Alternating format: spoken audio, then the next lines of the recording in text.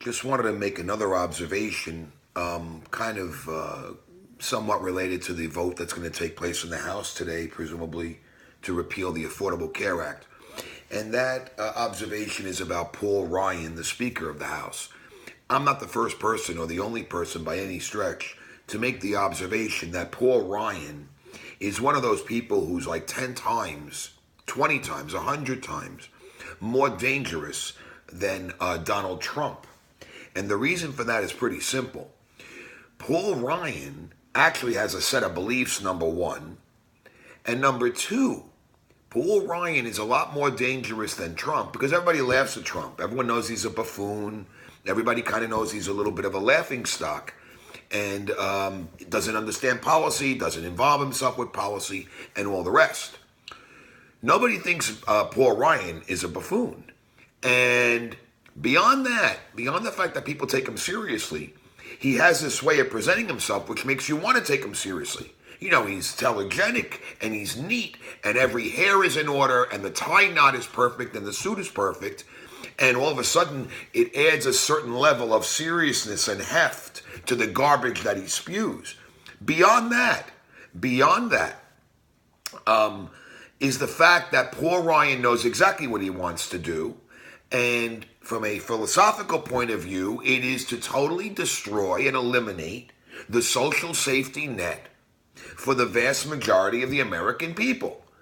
Paul Ryan, a man who collected Social Security as an 18-year-old when his father died, a man who's never worked in a single private sector job as an adult that I'm aware of. I think he's been in the House since 1998, so that's 19 years, and he's about 48 years old. So since he's 27, he's been working as a member of the House. Before that, I think he worked for Jack Kemp. I think, or maybe Bill Bennett, I'm not sure. But the bottom line is, this man who collected Social Security when his father died at 18, didn't mind it then, I guess. This man whose mother's collecting Social Security doesn't mind that.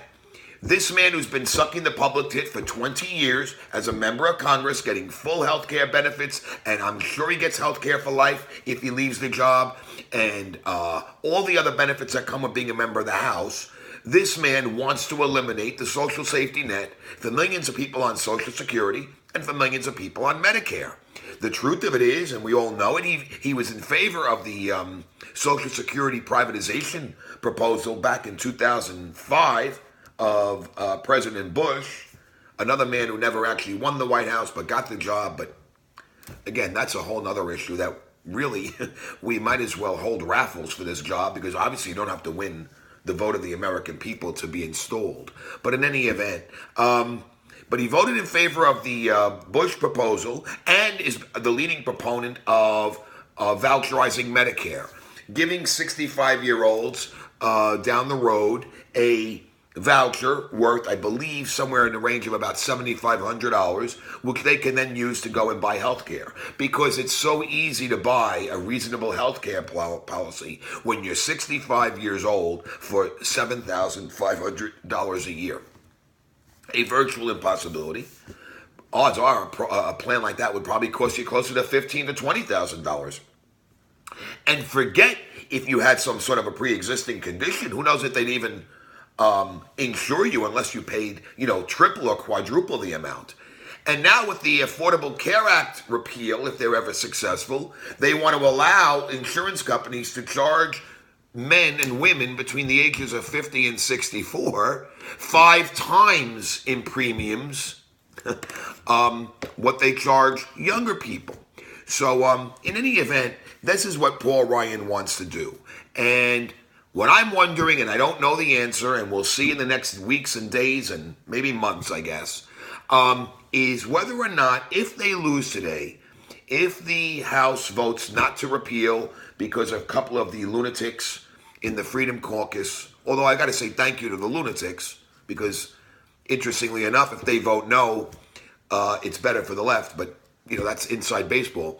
But the bottom line is, if the repeal loses today, I'm only wondering, purely politically, what happens to Paul Ice in his veins snake Ryan, and I don't know the answer.